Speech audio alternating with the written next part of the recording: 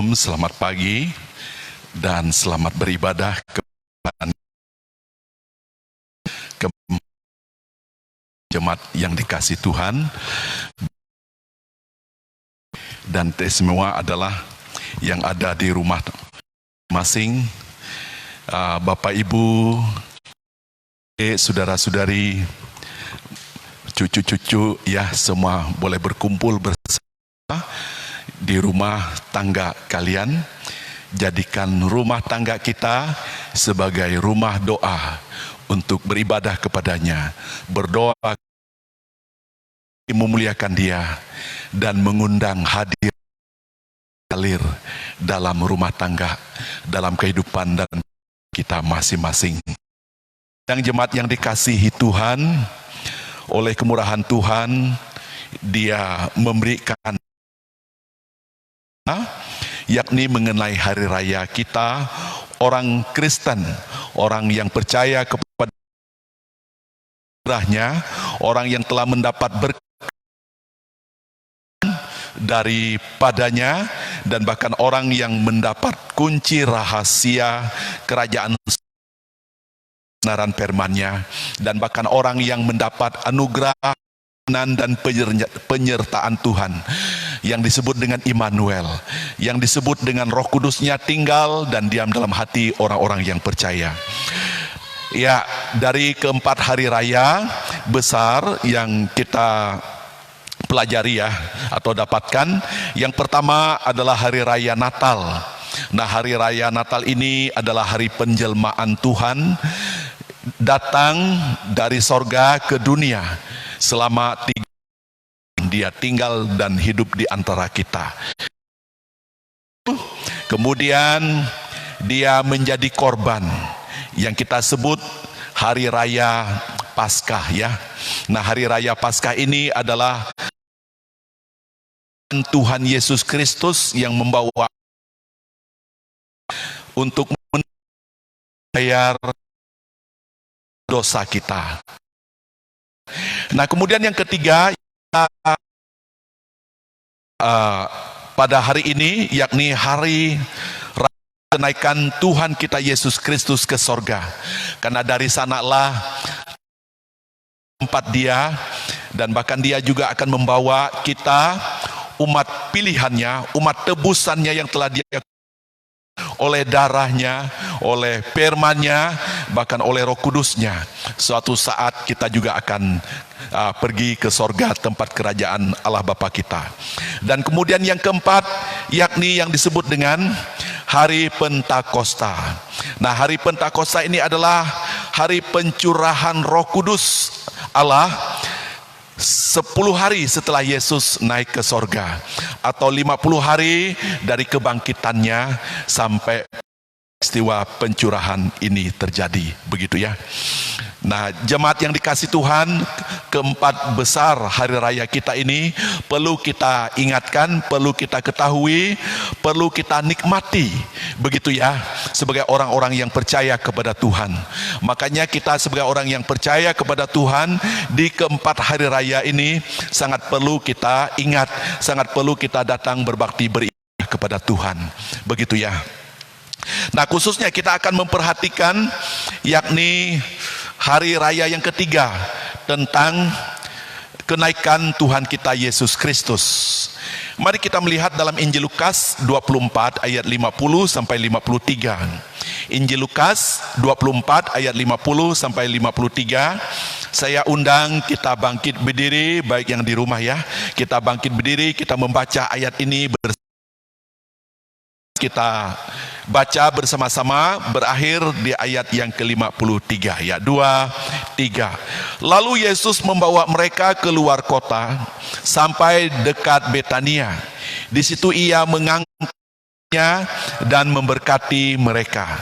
Dan ketika mereka sedang memberkati mereka, Ia berpisah dari mereka dan terangkat ke sorga. Menyembah kepadanya, lalu mereka pulang ke Yerusalem dengan sangat bersukacita. Mereka senantiasa berada di dalam bait Allah dan memuliakan Allah. Terima kasih, silakan duduk. Tuhan Yesus memberkati. Nah, Bapak Ibu jemaat yang dikasih Tuhan, sedikit sejarah ya, yakni mengenai rasul-rasul yang menulis tentang kenaikan Tuhan Yesus Kristus. Dari keempat rasul atau Injil, Matius, Markus, Lukas, dan Yohanes ya. Hanya Rasul Lukas yang mencatat tentang sejarah atau rahasia kenaikan Tuhan Yesus Kristus. Baik di Injil Lukas 24 ayat 50 sampai 53 ini, maupun di Kisah Para Rasul, dan khususnya Kisah Para Rasul pasal 1 ayat 1 sampai ayat ke-11 dalam bacaan bertanggapan yang telah kita baca tadi, begitu ya. Nah, pada hari ini mari kita merenungkan tentang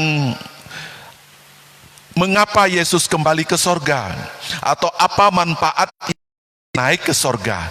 Ini yang perlu dan penting kita orang Kristen mesti harus mengerti, begitu ya. Nah, untuk menjawab ini melalui firman Tuhan yang telah kita baca, saya mencoba menyampaikan 3 hal ya. Mudah-mudahan tetap kuat mendengar ya, karena khotbah saya cukup panjang hari ini, begitu ya. Karena saya rasa hari yang sangat spesial bagi kita, begitu ya, untuk mendengar firman Tuhan. Pemazmur mengatakan apa? Ya, lebih baik 1 hari di rumah Tuhan daripada 1000 hari di tempat lain. Ya, begitu ya. Karena Tuhan mempersiapkan setiap orang yang percaya kepadanya adalah untuk memasuki rumahnya, kerajaannya. Ya, mulai di gereja, di tempat ini, mulai di rumah tangga kita masing-masing yang Tuhan jadikan sebagai mesbahnya juga, begitu ya. Berhubung dengan COVID-19 ini ya, kita berjuang. Dan yang ketiga adalah tersemewa di sorga nanti. Ya, pekerjaan kita setiap hari, setiap saat, ya selama-lamanya, yakni berada di rumah Tuhan, di sorga nanti, begitu. Nah, oleh karena itu, jemaat yang dikasih Tuhan, mari siapkan hati dan hidup kita masing-masing untuk lebih peka terhadap hari-hari Tuhan, waktu-waktu bersama dengan Tuhan, dan khususnya adalah mendengar berkat dan menerima berkat firman Tuhan pada hari ini. Kita akan melihat ya, bagian yang pertama, manfaat Yesus kembali ke sorga. Bagian pertama ayat 50 sampai 51 ya. Yesus naik ke sorga setelah dia memberikan berkat murid-muridnya atau orang yang percaya ya, memberikan berkat, begitu ya. Nah, berkat secara umum yang Tuhan beri dalam kehidupan kita orang-orang yang percaya. Yang pertama adalah seperti yang saya sebut hari raya pertama tadi ya, yakni Natal, di mana setelah dia turun dari sorga, menjelma menjadi manusia, tinggal dan diam di antara kita, bahkan memanggil, menjadikan kita sebagai murid-muridnya, memanggil dan membuat kita orang-orang berdosa, orang-orang yang dari ikatan iblis, dari kegelapan, dilepaskan oleh Tuhan kita yang telah datang dari sorga turun ke dunia, begitu ya. Dia membebaskan kita sebagai milik kepunyaannya, sebagai pewaris-pewaris kerajaan sorga, sebagai anak-anaknya, sebagai orang-orang yang akan dituntun oleh dia melalui firman-Nya, melalui kediaman Roh Kudus-Nya dalam hati dan pikiran orang-orang yang percaya. Inilah namanya berkat, jemaat yang dikasih Tuhan. Nah, kemudian yang kedua, ya, berkat yang dia beri adalah setelah dia dibaptis di Sungai Yordan. Dan bahkan kita orang-orang yang percaya kepada dia dimampukan dapat dan bisa percaya kepada dia, dan bahkan untuk dapat mengikuti jejak dia, untuk percaya dia dan dibaptis seperti dia, yakni seperti Tuhan Yesus maksudnya. Nah, baptisan ini adalah melambangkan kematian dan kebangkitannya dari dalam kuburnya, ya, seperti yang telah dia kerjakan ketika dia telah mati di atas kayu salib, kemudian dikuburkan, begitu ya. Dan pada hari yang ketiga dia hidup kembali. Nah, dia hidup kembali pertanda dia telah menang atas kuasa dosa, kuasa kematian, kuasa setan iblis, kuasa kejahatan, dan kemenangan mutlak sesungguhnya ada di dalam tangan tangan kasih dan kuasa Tuhan kita Yesus Kristus. Kemudian berkat yang ketiga, yakni setelah dia doa dan puasa selama 40 hari di padang gurun yang gersang, yang sunyi sepi, yang mungkin waktu panas-panasnya luar biasa, mungkin waktu sejuk karena salju, ya sejuk luar biasa, begitu ya. Dan inilah penderitaan yang dia lakukan, yang dia kerjakan, dan yang dia telah selesaikan. Semua adalah untuk kita. Ini namanya tanda berkat yang dia berikan kepada kita, supaya kita dapat belajar keteladanan perintah amanatnya yang dia beri bagi setiap kita orang yang boleh percaya kepada dia, begitu ya. Nah, kemudian yang keempat, yakni berkat setelah dia memanggil murid-muridnya, ke-12 orang murid-muridnya, mengajar mereka, mempersiapkan mereka untuk menggantikan dia sebagai guru, ya, yang pada suatu hari kelak dia naik ke sorga seperti yang kita rayakan begitu hari ini, begitu ya. Maka tugas amanat agung pemberitaan Injil, ya, mesti kita orang-orang yang percaya sebagai muridnya, ya, yang menggantikan atau memberitakan atau memegang tongkat pelayanan ini, begitu ya. Nah, kita yang oleh kemurahannya dapat dipanggil menjadi orang-orang percaya, menjadi murid-muridnya, begitu ya, adalah orang-orang yang mendapat anugerah istimewa dari Tuhan, begitu. Nah, kemudian yang kelima, berkat yang kelima adalah setelah menjadi murid, setelah diajarkan, Yesus mengetes mereka. Yesus mengadakan ujian, mengadakan ulangan. Apa ujian dan ulangan yang Yesus lakukan? Kalau kita membaca Lukas 10 ya. Lukas 10 ya, maaf di sini saya tidak catat ya.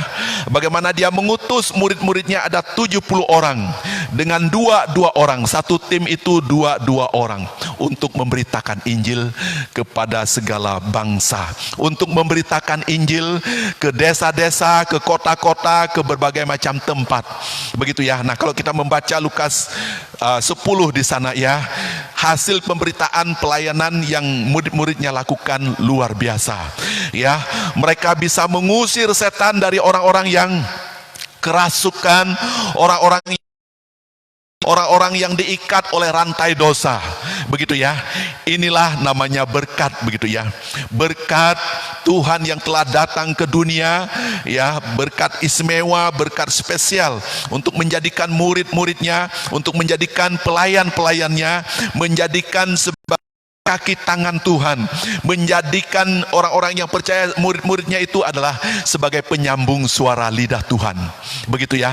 Nah, itulah sebabnya maka sangat beruntung dan sangat bersyukur kalau Bapak Ibu, saudara-saudari dan saya boleh mendengar firman Tuhan, boleh percaya kepadanya, boleh digerakkan hati dan pikiran ini untuk menjadi pelayan-pelayannya, dimulai dari keluarga kita, kemudian bagi gereja kita, bagi masyarakat, bangsa dan negara, begitu ya. Nah, kemudian yang kelima, yang keenam ya, kita melihat berkat yang keenam ini adalah bagaimana setelah membayar semua hutang dosa kita orang percaya, ya. Artinya berkat yang Tuhan beri ini adalah berkat kita untuk mati di salib, begitu ya. Mengapa mesti harus melalui mati di atas kayu salib? Ya, karena menurut hati dan pikiran Tuhan tidak ada cara lain untuk dapat membebaskan. Tradisi tidak bisa membebaskan. Agamawi manusia, gitu ya. Mengapa? Karena apa yang ada di dalam dunia ini, semua manusia telah berdosa. Siapapun oknumnya, pribadinya, di hadapan Tuhan, menurut penilaian Tuhan adalah sebagai orang. Itulah yang datang. Kenapa dia mati? Dengar baik-baik ya. Ini banyak sekali diserang oleh orang-orang yang tidak mengerti dan yang belum berkat kasih karunia dari Tuhan. Hari ini Anda perlu dengar ya. Berdoa. Kenapa Yesus mati? Jadi jawabannya adalah sangat sederhana, karena dia telah menjelma menjadi manusia. Nah, dalam keadaannya sebagai manusia lah Yesus itu berdoa. otomatis memberi contoh kepada kita untuk berkomunikasi dengan Sang Pencipta, Sang Penyelamat, dengan Bapa di sorga. Begitu ya, kita berkomunikasi lewat doa kepadanya, bukan lewat WA, bukan lewat telepon. WA, telepon manusia tidak berlaku di hadapan Tuhan. Begitu ya.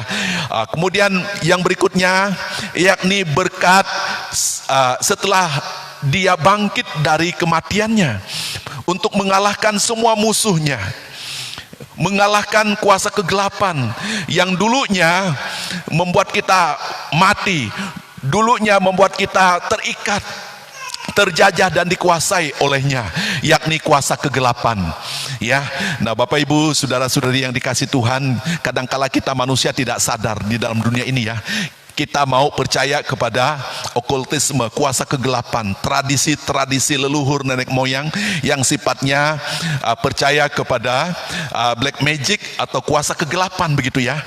Nah, tahu enggak, firman Tuhan ini mengatakan bahwa justru kuasa-kuasa seperti itu ternyata dikendalikan oleh kuasa setan, kuasa iblis. Hidup manusia tidak bisa bebas, tidak bisa merdeka.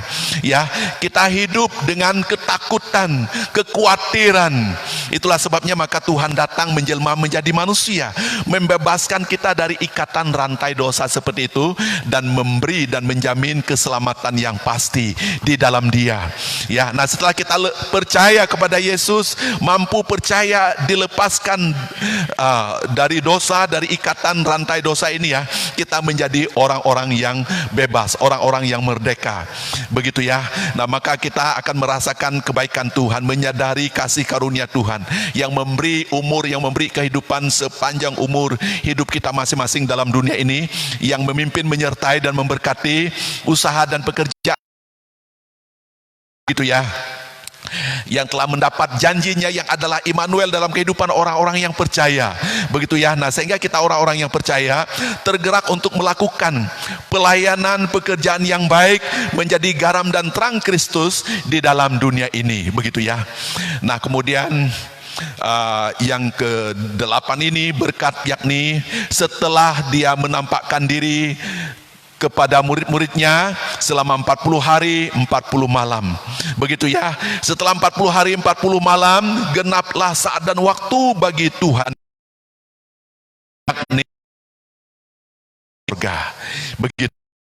Nah, jemaat yang dikasihi, sekali lagi ya, berkat yang Tuhan kasih yakni melalui 8 hal, 7 hal di sini, seperti yang telah dijelaskan. Itu semua adalah berkat keselamatan, berkat kehidupan di dalam Dia, bersama-sama dengan Dia. Begitu ya, sebagai orang-orang yang percaya.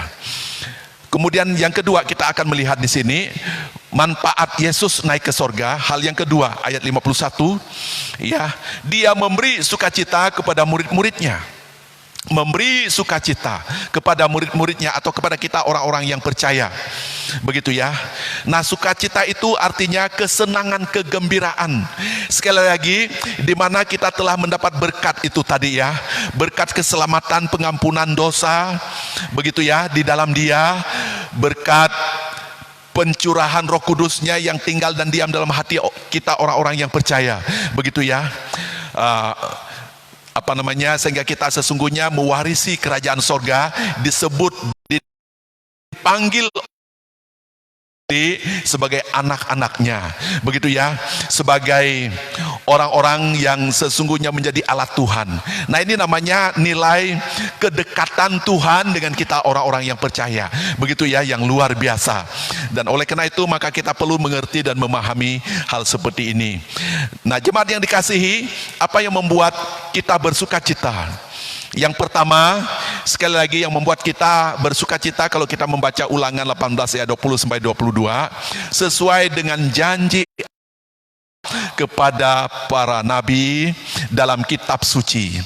Begitu ya, bahwa apa yang telah Bapa kepada para nabi zaman dulu, bahwa Yesus akan datang ke dunia ya. Setelah datang dalam tempo 33 tahun, dan khususnya 3 tahun bersama-sama dengan murid-muridnya, maka dia akan kembali ke sorga.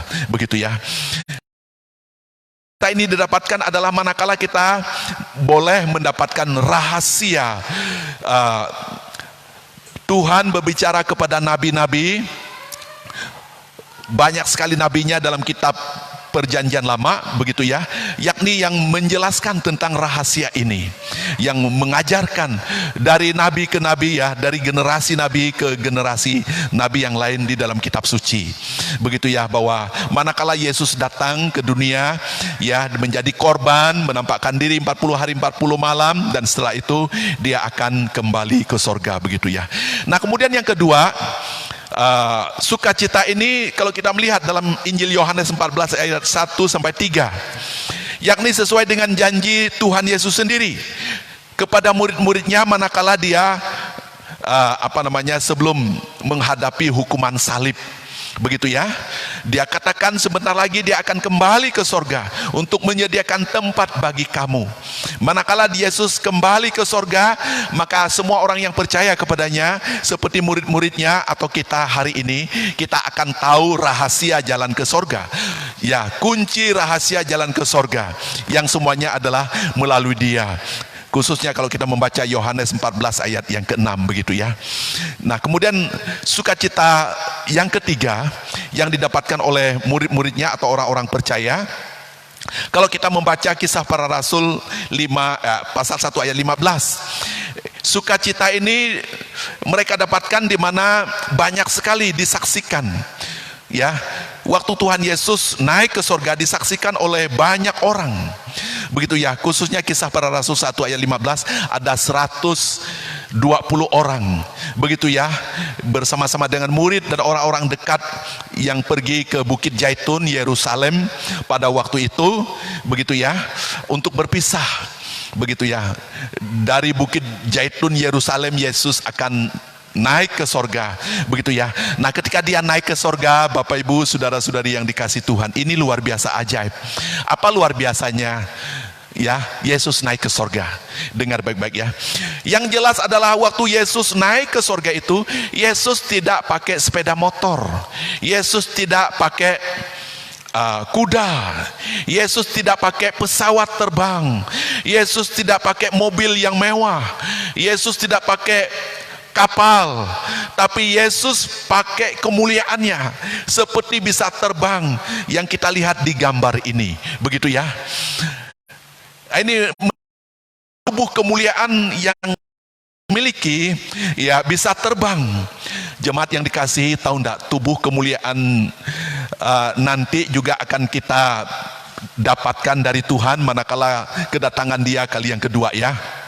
Apa yang ditulis dalam 1 Korintus 15 ayat 50 sampai 52. Manakala Yesus datang kali yang kedua, dengan sekejap mata dia akan mengubah tubuh kita, orang-orang yang sudah percaya, menjadi tubuh kemuliaan.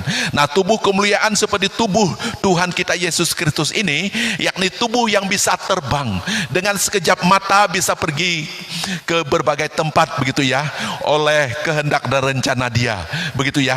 Artinya, dengar baik-baik, pesawat tidak laku, mobil mewah tidak laku, sepeda motor, kapal tidak laku, semua made in dunia akan berakhir di dunia. Jadi yang berlaku adalah iman setia kita yang sungguh-sungguh kepada Tuhan.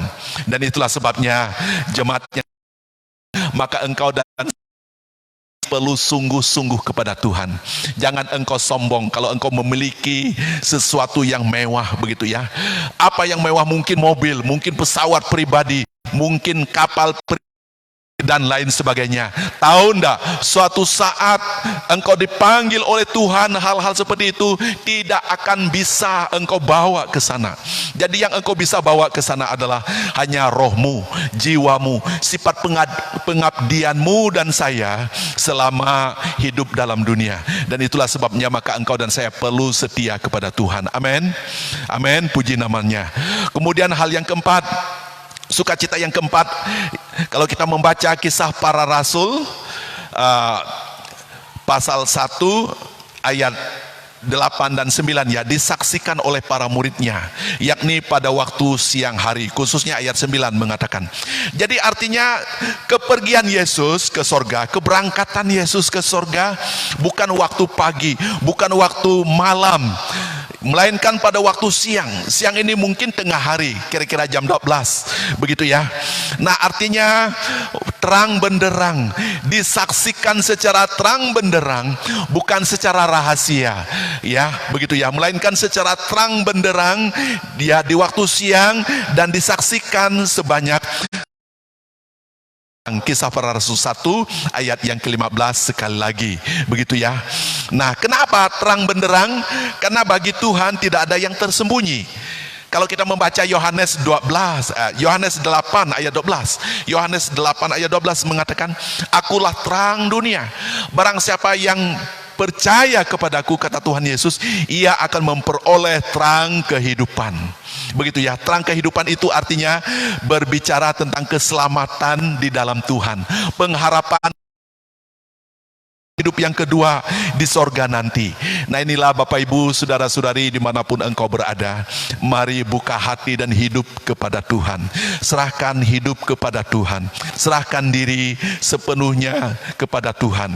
Nah kemudian yang kelima ya, kita lihat sukacita yang kelima, yakni Kisah Para Rasul 1 ayat, bagaimana setelah Yesus naik ke sorga ya, murid-muridnya ini berkumpul di Bukit Zaitun di Yerusalem ya, untuk mengadakan perpisahan, begitu ya, untuk mengadakan perpisahan ya, menjelang kenaikannya ke sorga, begitu ya. Jadi artinya setelah berjalan bersama, setelah berbicara bersama, Yesus mengadakan mereka duduk di Bukit Zaitun Yerusalem, begitu ya. Di sana sangat indah sekali ya bukit itu ya, indah sekali kalau kita pergi ke sana melihat tempatnya. Bekas telapak kaki Tuhan juga masih ada di sana ya. Kaki yang raksasa yang besar dimesiumkan oleh orang di sana, begitu ya. Berdoalah mudah-mudahan oleh kemurahan Tuhan saudara-saudari bisa ke sana melihat, begitu ya, menyaksikan, begitu ya. Oke, nah setelah mereka duduk ruang terbuka berbicara, Tuhan sekali lagi memberi amanat agung kepada murid-muridnya, mengingatkan mereka, menguatkan mereka ya, baik melalui peristiwa kebangkitannya yang telah diwujud nyatakan oleh dia, khususnya melalui momen peristiwa beberapa detik lagi dia akan naik ke sorga, dia akan kembali ke sorga. Maka dia mengajak mereka berada di ruang terbuka. Nah, ruang terbuka ini menandakan bahwa sekali lagi ya, di depan Tuhan adalah segala sesuatu itu terbuka. Hati dan pikiran manusia terbuka, tidak dihadap. Manusia berusaha untuk menyembunyikan ya perbuatannya, dosanya, tapi Tuhan tahu. Nah, itulah sebabnya maka di hadapan Tuhan kita tidak bisa bersembunyi, begitu ya. Semua akan nampak jelas, begitu. Nah kemudian sukacita yang keenam, kalau kita membaca dalam pasal 1 ayat 9-11 ya, Kisah Para Rasul, disaksikan oleh para murid di siang hari, begitu ya, di siang hari.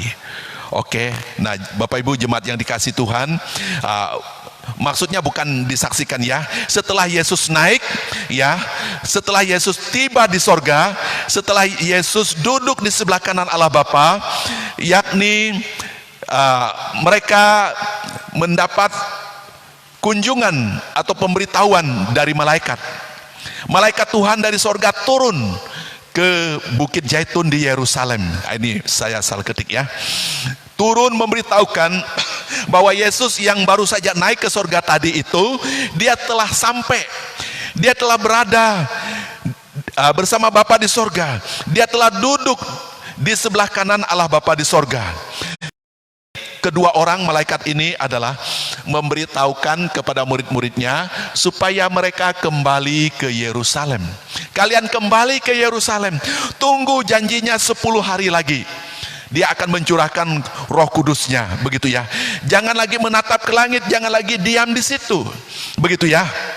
Nah, sidang jemaat yang dikasihi Tuhan, ini luar biasa ya. Peristiwa kenaikan Tuhan kita Yesus Kristus bukan hanya disaksikan oleh murid-muridnya sebanyak 120 orang, melainkan disaksikan dan diberitahukan oleh makhluk sorgawi, malaikat-malaikatnya dari sorga memberitahukan, begitu ya. Nah, itulah sebabnya maka kenaikan Tuhan Yesus Kristus ini tidak bisa disanggah dan tidak bisa dimanipulasi oleh doktrin agamawi manusia, begitu ya. Mengapa? Karena ini sangat jelas, begitu ya, sangat jelas, begitu ya. Jelasnya apa? Dia yang maha kuasa di atas segala-galanya, disaksikan oleh kita manusia, kemudian diberitahukan kembali oleh makhluk sorgawi, yakni malaikatnya, begitu ya. Nah, sidang jemaat, sekali lagi, kenaikan Yesus ke sorga disertai dengan banyak bukti, sehingga peristiwa ini tidak bisa diragukan atau tidak bisa disangsikan oleh siapapun, begitu. Terpuji nama Tuhan kalau saudara-saudari dan saya dapat percaya kepadanya, dapat bersuka cita, dapat ingin melangkah di dalam iman percaya kepada Tuhan dengan lebih baik lagi, menjadi orang Kristen yang bersemangat, menjadi orang Kristen yang bertekad untuk memajukan imanmu kepada Tuhan, memajukan gereja yang ada di kampung halaman kita masing-masing, dengan membawa keluarga kita masing-masing kepada Tuhan. Amin. Yang terakhir, kita akan melihat ya manfaat kembalinya atau kenaikan Yesus ke sorga. Yang terakhir ini, kalau kita lihat ayat yang ke-53, yakni memberi tugas pelayanan di gereja. Ya, di bait Allah, dalam ayat itu mengatakan di bait Allah, artinya adalah memberi pelayanan di gereja. Kita melihat tugas ini adalah kita orang-orang percaya yang telah ditebus dari dosa dan yang telah diberi amanat agung ya oleh Dia sendiri menjelang naik ke sorga, begitu ya. Kita akan melihat para murid ini setelah Yesus kembali ke sorga, setelah malaikatnya datang memberitahu bahwa Yesus telah sampai di sorga. Dikatakan dalam ayat 53 ini adalah mereka selalu berada di bait Allah, selalu ada di gereja. Untuk apa di gereja? Yakni untuk berdoa, untuk menyanyi memuji Tuhan, untuk belajar berkat firman Tuhan, kan iman kepada Tuhan, supaya yang mengerti dan memahami banyak secara luas, panjang, lebar rahasia-rahasia firman Tuhan. Itu maksud dan tujuannya, begitu jemaat. Semakin banyak kita mengerti firman Tuhan, semakin banyak kita kuat dan teguh kepada Tuhan. Semakin kurang dan tidak mengerti kita firman Tuhan, semakin kita tidak kuat di dalam Tuhan, begitu ya. Dan itulah sebabnya maka banyak orang-orang yang murtad menjadi. Nah, dengar baik-baik ya, engkau seperti itu ya pada jumpa dengan Yesus. Ya, salah satu kitab firman Tuhan yang ditulis oleh Rasul Paulus dalam Filipi 2 ayat yang ke-10 dan 11 menuliskan bahwa pada suatu hari kelak semua makhluk, semua jiwa, semua manusia, semua suku bangsa dari segala bangsa ini ya akan bertekuk lutut di hadapan Tuhan, mengaku Yesus adalah Tuhan. Tapi sayang seribu sayang, waktunya sudah habis, terlambat, begitu ya. Tidak ada lagi pengampunan, begitu ya. Saat ini masih ada waktu bagi Anda dan saya untuk bertobat dan sungguh-sungguh Tuhan, melayani Tuhan, begitu ya. Mari datang memuji, memuliakan Tuhan, begitu ya. Nah, walaupun sekali lagi keadaan COVID-19 ini ya, kalau kita mendengar berita tadi malam ya sangat mengerikan di negara kita ya, kasus orang yang kena COVID-19 ini semakin bertambah, begitu ya. Nah, kemarin saya dapat broadcast dari kawan-kawan khususnya untuk negara Asia. Negara yang lain boleh dikatakan virus ini sudah turun, sudah netral, begitu ya. Hanya dua negara yang belum, yakni negara kita dan negara Filipina, begitu ya. Yang belum, yang masih merajalela, begitu ya. Nah, kita bukan berdoa ya, mungkin 2 minggu, 3 minggu ke depan ya kita ya bisa-bisa seperti Itali begitu ya, keadaan Itali. Ini yang sangat mengerikan. Ya, jangan kita senang-senang dulu saat ini begitu ya. Mari seharusnya kita bertobat begitu ya, dengar pemimpin, dengar hamba Tuhan, dengar himbauan dari pemerintah, hargai dan akui mereka sebagai pemimpin kita, sebagai orang tua kita. Begitu ya. Jangan kita seakan melawan begitu ya, begitu ya. Bahkan dari ya saya juga mendapat berita atau broadcast atau gambar atau video begitu ya, bahwa mereka para medis ini ingin seperti kita, yakni tinggal di rumah, bebas di rumah, tanpa mesti harus pakai sarung tangan, masker, bahkan baju khusus yang panas. Begitu ya, mau buka baju tidak boleh sembarangan, makan minum juga tidak boleh sembarangan. Kalau kita ada di rumah, kita sembarangan, begitu ya. Bahkan mereka mengatakan terserah, begitu ya. Nah, kalau orang sudah berbicara seperti itu, ya kasihan sekali sebenarnya ya, begitu ya. Dan itulah sebabnya mari kita berjuang yang menghargai, menghormati. Kita syukur masih ada di dalam rumah kita perkara ya, makan minum kita masih bisa bebas, mungkin minum air ya, mungkin masak bubur kalau enggak ada ya, masak bubur, yang penting kita masih bisa bebas begitu ya, atau makan pisang dan lain sebagainya, hal-hal yang murah begitu ya. Yang penting demi kesehatan ya, kita berjuang selama 2 minggu ini begitu ya. Nah, kemudian yang berikutnya, tugas berikutnya yakni belajar dan memperdalam firman Tuhan demi kehidupan. Artinya murid-muridnya ini yang dipimpin oleh Rasul Petrus, ya mereka berada di Bait Allah, menanti janji Bapa, menanti janji Tuhan Yesus tentang pencurahan Roh Kudus, begitu ya. Nah, di samping mereka menyanyi memuji Tuhan, mereka belajar firman Tuhan, apa yang telah mereka dengar Yesus Kristus sang guru dan juru selamat, begitu ya. Mereka perdalamkan lagi, mereka saksikan lagi ya, sambil menunggu dan menantikan janji ini. Dan apa yang terjadi? Janji ini ya dan amin akan segera terwujud dalam kehidupan mereka. Kalau kita baca dalam Kisah Para Rasul pasal 1 ayat yang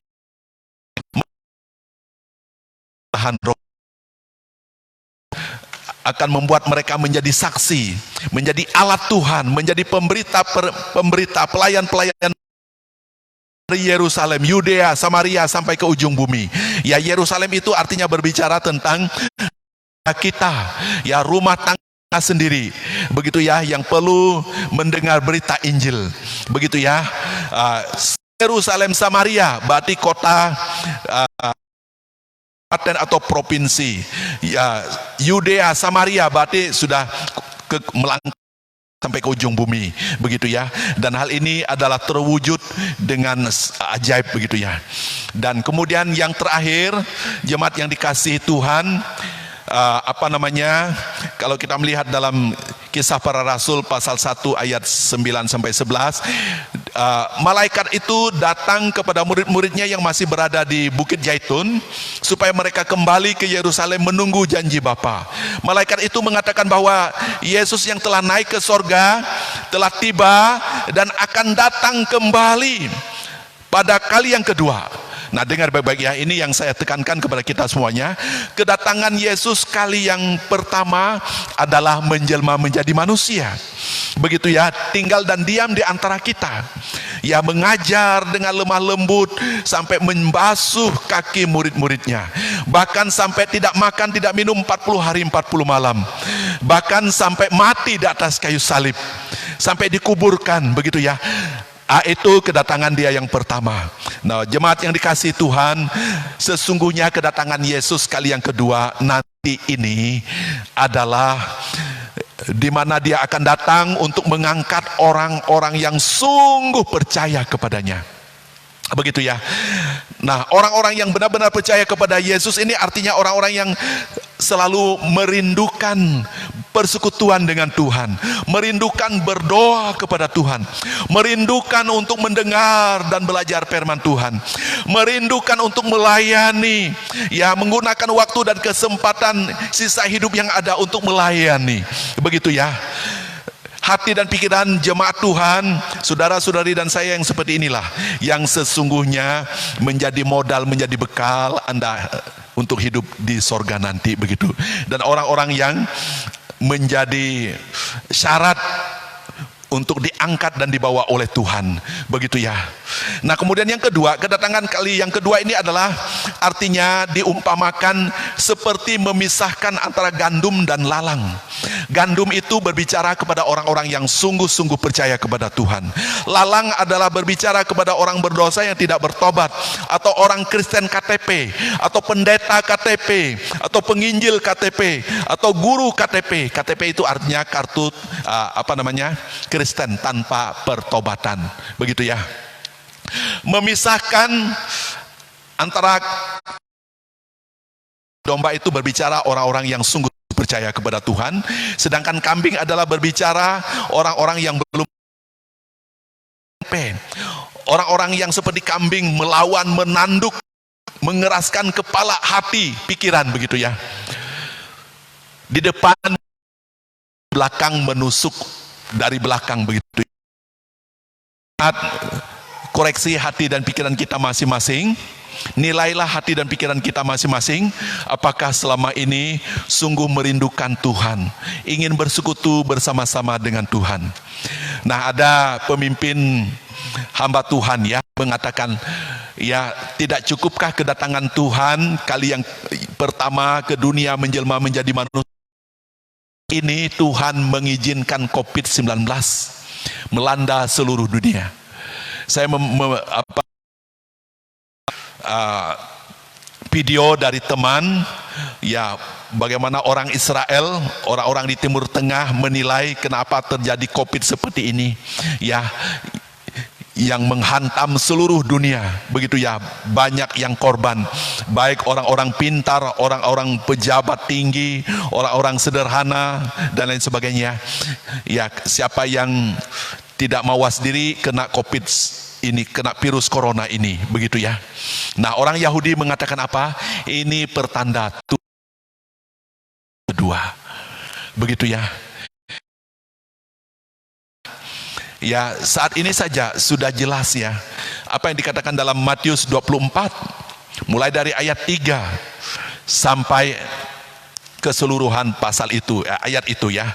Khususnya ayat 3 sampai ayat yang ke-14 akan terjadi bala kelaparan. Salah satunya ayat 6, ayat 7 mengatakan ya, pasal 24 Matius, akan terjadi kelaparan sebagai tanda-tanda kedatangan. Nah, sekarang aja orang sudah banyak pada mengeluh, begitu ya, khususnya yang tidak dapat bantuan COVID-19, begitu ya. Dan bahkan pemerintah anggarkan untuk 3 bulan atau 6 bulan ke depan, begitu ya. Kalau 3 bulan atau 6 bulan ke depan, umpamanya virus COVID ini masih tetap bertahan, begitu ya. Tahu enggak, nubuatan secara umum dalam Alkitab bahwa di dunia ini akan terjadi kesulitan, memang krisis besar. Barang-barang akan habis. Kalaulah punya uang tapi tidak punya barang, kemana mau berbelanja? Tidak ada tempat lagi untuk berbelanja. Di desa orang yang di kampung, begitu ya. Nah, kemudian sebagian penafsir dari hamba-hamba Tuhan mengatakan, manakala Yesus datang kali yang kedua, mengangkat dan membawa kita, bencana-bencana akan terjadi, khususnya bencana dan lain sebagainya. Tetapi orang yang sudah sungguh-sungguh percaya kepada Tuhan akan diangkat dan tidak mengalami masa krisis selama 7 tahun itu, begitu jemaat. Nah, kita doakan mudah-mudahan lah ya, begitu ya. Nah, kalau umpamanya peristiwa ini terjadi, ini menandakan bahwa nubuatan Tuhan dalam firman-Nya adalah ya dan amin, begitu jemaat. Buat apa kita tunggu-tunggu lagi di dunia ini, begitu ya. Orang pintar, orang sebagai pejabat, orang kaya hari ini, termasuk saya umpamanya, atau siapa begitu ya. Semua kita pasti mengalami yang namanya pikiran khawatir. Khawatir apa? Bukan saja khawatir soal duit, yakni khawatir soal virus ini begitu ya. Khawatir soal virus ini begitu. Nah kalau begitu berarti tidak ada arti, seakan tidak ada arti apa yang kita miliki selama ini begitu ya. Kalau kita seakan ditunggu oleh COVID-19 ini begitu. Dan itulah keadaan di dunia. Seaman tentram apapun begitu ya. Di dunia kalau kita tidak mawas diri, ya terpancing dan sebagainya untuk keluar, mungkin kita bisa saja kena tularan orang-orang yang sudah memiliki virus tersebut begitu ya. Mungkin kita tidak sengaja dan sebagainya begitu ya, umpamanya bisa saja kena hal-hal seperti itu umpamanya. Maaf, bukan saya berdoa begitu ya, saya hanya memberitahukan begitu ya. Dan artinya bahwa kita hidup di dunia ini tidak ada keamanan dan ketentraman, tidak ada sukacita. Keamanan dan ketentraman adalah hanya ada pada Yesus Kristus. Didapatkan manakala kita sadar bahwa kita hidup adalah bersama-sama dengan Dia yang adalah Immanuel. Tuhan, sebagai kesimpulan atau penutup di sini, inilah manfaat kenaikan Yesus Kristus Tuhan kita ke sorga. Yang pertama tadi adalah untuk memberikan berkat-Nya kepada orang yang sungguh-sungguh percaya kepadanya. Kemudian yang kedua adalah untuk memberikan sukacita sebagai modal. Sukacita karena kita sudah ditebus dari dosa, sudah memperoleh kepastian keselamatan, sudah mendapatkan status sebagai anak-anak Allah, dan bahkan sebagai anggota pewaris kerajaan sorga. Dan itulah sebabnya maka Anda dan saya mesti perlu menjadi orang-orang Kristen yang memiliki kesungguhan hati kepada Tuhan. Dan yang terakhir, yakni memberikan penyembahan yang pasti, penyembahan yang benar, yakni penyembahan kepada Yesus Kristus, Tuhan di atas segala Tuhan, Raja di atas segala Raja, dan bahkan Juru Selamat yang satu-satunya. Amin. Amin. Puji